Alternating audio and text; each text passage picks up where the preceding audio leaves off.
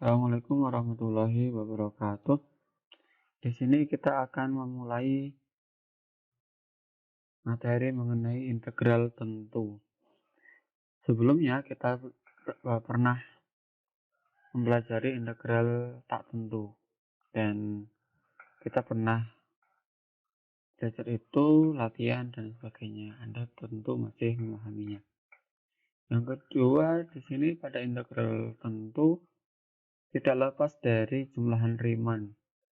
Jika ada kurva seperti ini, menunjukkan bahwa kecepatan V sama dengan 1/8 T kuadrat ditambah 1. Ini berarti kecepatan ini berubah ketika waktunya juga berubah.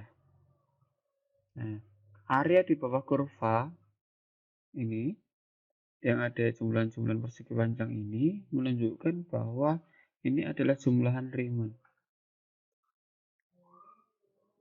Lebar dari persegi panjang 0, 1, 1, 2, 2, 3, 3, 4 itu disebut dengan subinterval. Selanjutnya, seluruh interval ini dari subinterval artinya dari 0 sampai 4 itu disebut dengan partisi. Jadi seluruhnya 1, 2, 3, 4. Jadi ada 4 partisi di sana. Subinterval itu sebetulnya tidak harus berukuran sama. Artinya bisa dari 0, setengah, 2, 2, 3,5 dan seterusnya. Tetapi memang akan lebih mudah dalam menghitung jika interval itu berukuran sama. Dan selanjutnya, jika partisi dinotasikan dengan P, maka panjang subinterval terpanjang disebut dengan norma P dan dilambangkan dengan seperti ini. Jadi, simbol seperti ini selanjutnya dibaca dengan norma P. Apa itu norma P? Jika norma P itu semakin kecil, pendekatan untuk area menjadi lebih baik. Artinya adalah jika panjang subinterval ini semakin kecil, misalkan ini kan 1, misalkan 0 sampai setengah sampai 1, 1 sampai 1,5 sampai 2 dan seterusnya, maka pendekatan untuk luas area ini akan lebih baik. Karena apa? Lubang-lubang ini akan lebih rapat. Artinya luasnya semakin mendekati dengan keadaan sesungguhnya.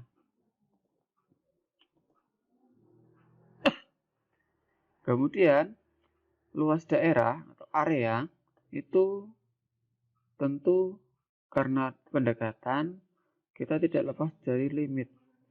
Limit dari norma P mendekati 0. Sigma K sama dengan 1 sampai N untuk fungsi CK delta XK. Jika P adalah partisi dari interval A, B, interval tertutup.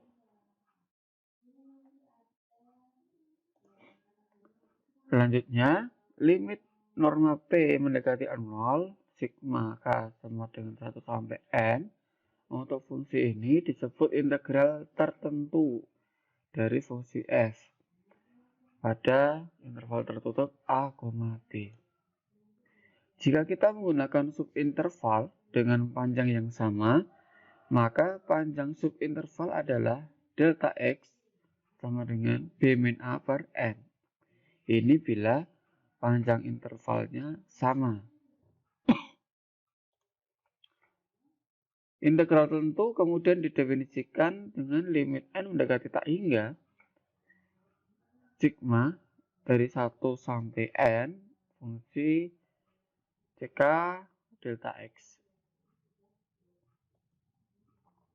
Limit ini kemudian disederhanakan oleh Leibniz menjadi definisi yang lebih sederhana dari integral tentu. Yang kita kenal adalah integral fx dari A sampai B. Tentu kita akrab dengan simbol seperti ini. Perhatikan bahwa perubahan sangat kecil dalam x menjadi dx pada integral fx dx dari A sampai B. S panjang ini adalah simbol integral, kemudian A adalah batas bawah, dan B adalah batas atas. Sedangkan fx adalah fungsinya dan dx adalah variabel yang fungsi yang diintegralkan atau sebagai variabel dummy.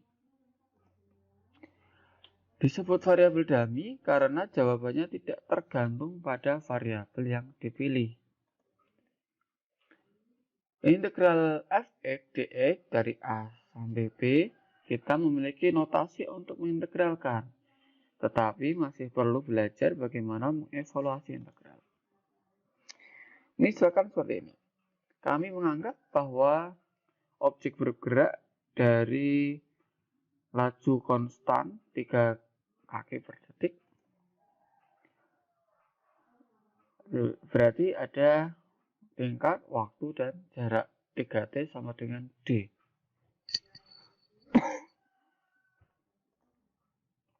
Jika kita menggambar grafik kecepatan, jarak yang dilalui objek sama dengan area di bawah garis, maka di sini adalah kecepatan, dan ini adalah waktunya. Jadi, ini adalah konstan, 3 kaki per detik. Jadi, setiap detiknya adalah 3 kaki.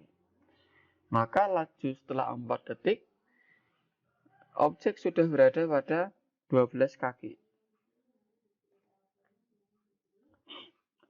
3 kaki per detik dikalikan 4 detik.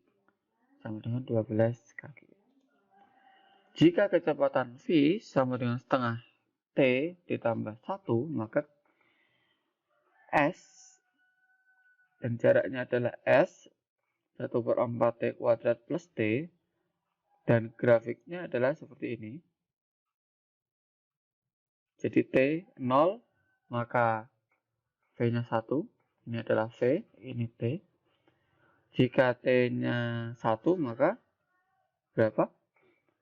Setengah ditambah 1, berarti 1/2. Jika T-nya 2, berarti setengah kali 2 ditambah 1, berarti setengah kali 2, 1 tambah 1, 2.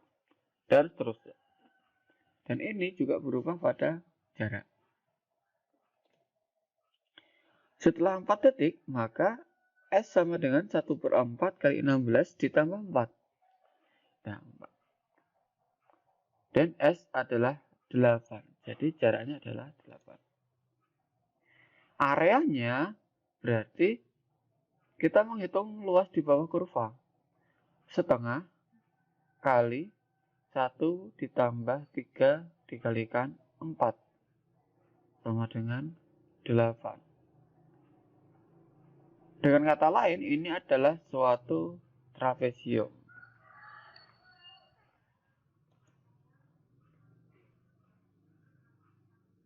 Ini adalah luas untuk trapesium. Bagaimana jika V sama dengan 1/8 T kuadrat? Ini adalah fungsi kuadrat ditambah 1. Maka grafiknya adalah seperti ini, kurvanya seperti ini.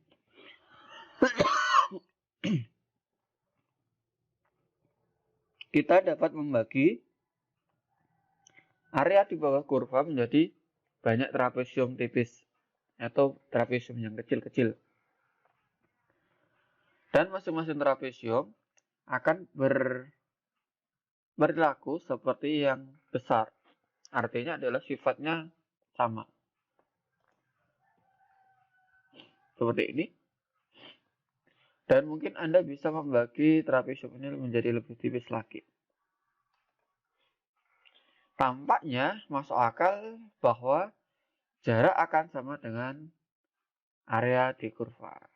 Tapi, tunggu dulu.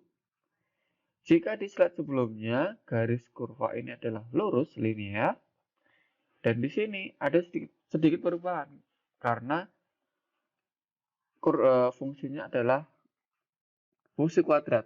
Ada T kuadrat di sini. Di sini agak lengkung.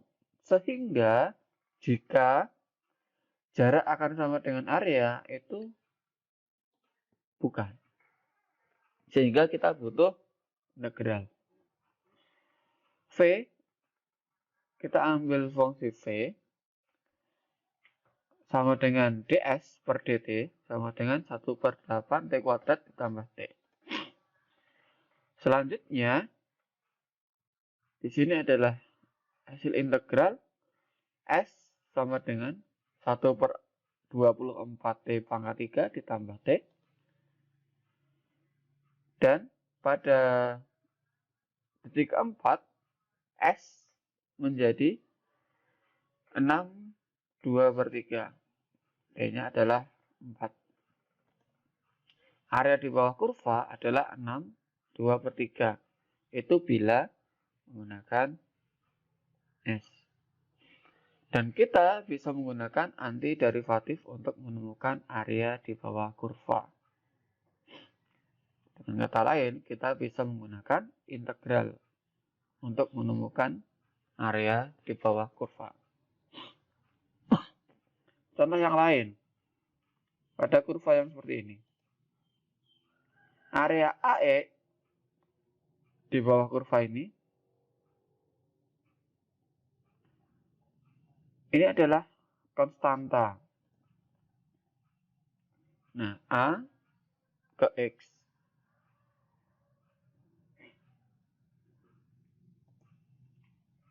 Lalu, AX ditambah A indeks AX ditambah AX X plus H sama dengan seperti ini.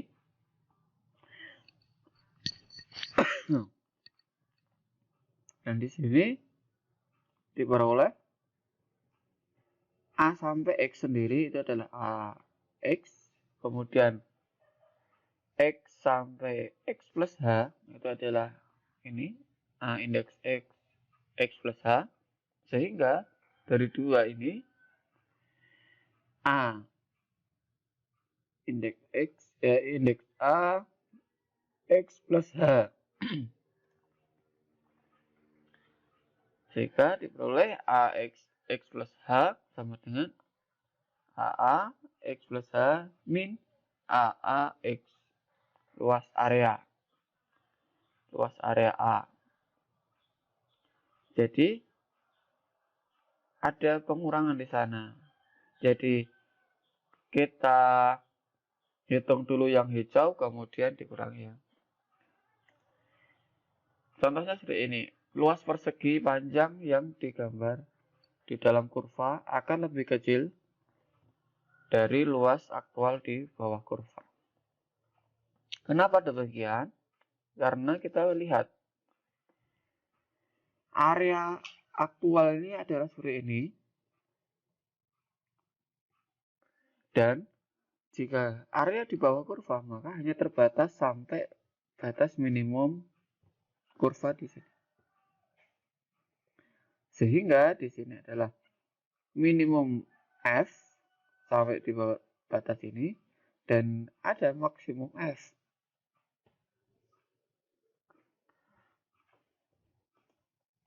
Sehingga luas area di bawah kurva itu antara persegi panjang minimum dan dengan juga persegi panjang maksimum. Jadi maksimum F di antara minimum F dan maksimum F. Kita tahu bahwa pada minimum F, persegi panjang pada minimum F itu adalah H kali minimum F. Dan maksimumnya adalah H kali maksimum F. Karena luas persegi panjang itu panjang kali lebar.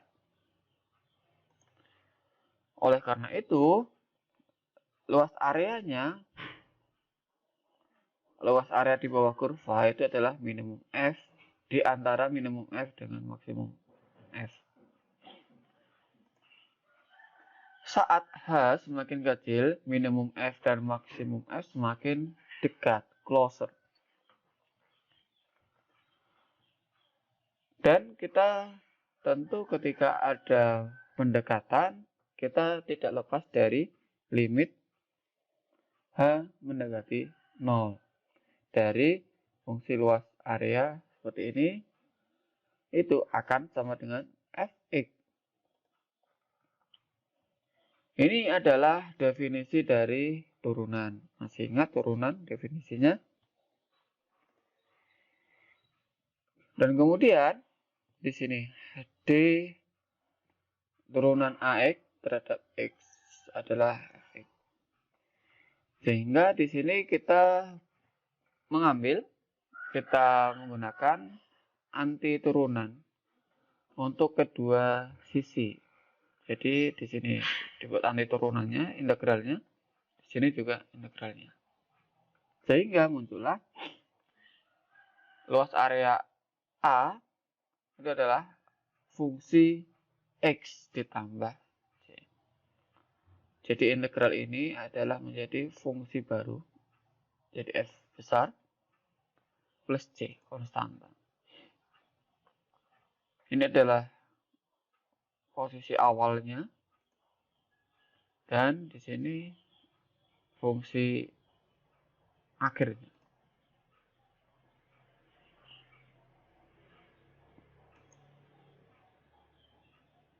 Sehingga didapat atau diperoleh luas area itu adalah fx dikurangi fa. Ini bila kurva batas bawahnya A dan batas atasnya X.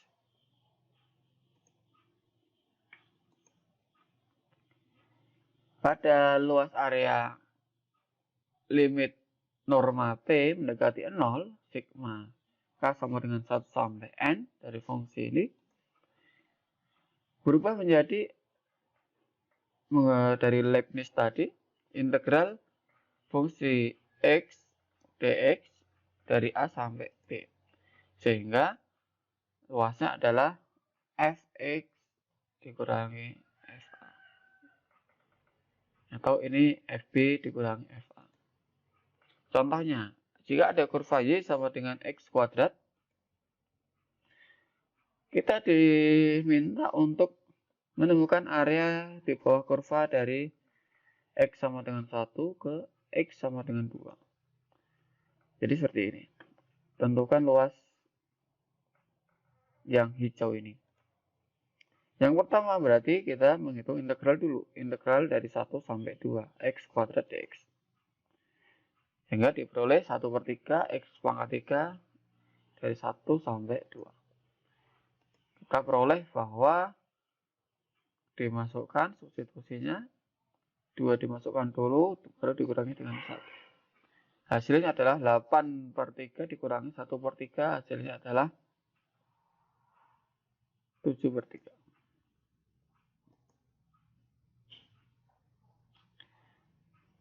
Sehingga luas areanya adalah 7/3.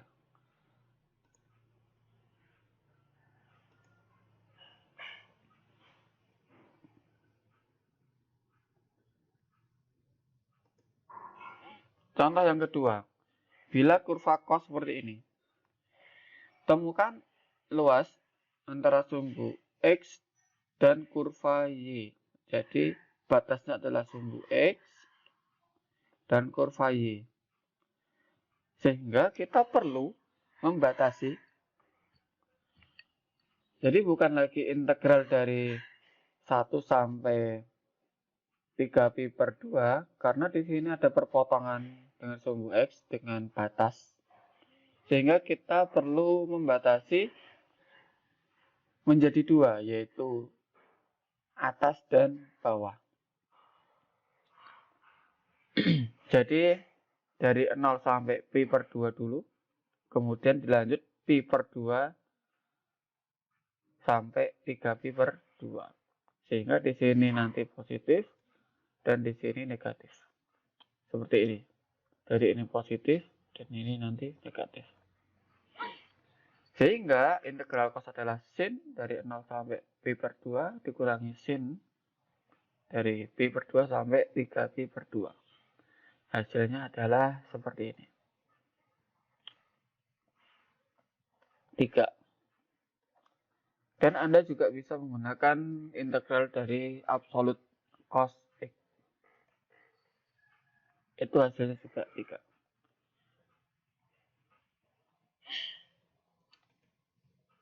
Sekian, terima kasih atas perhatiannya. Saya sampaikan terima kasih. Dan silahkan dikerjakan latihan-latihan agar Anda bisa memahami secara menyeluruh dan mendalam. Terima kasih. Assalamualaikum warahmatullahi wabarakatuh.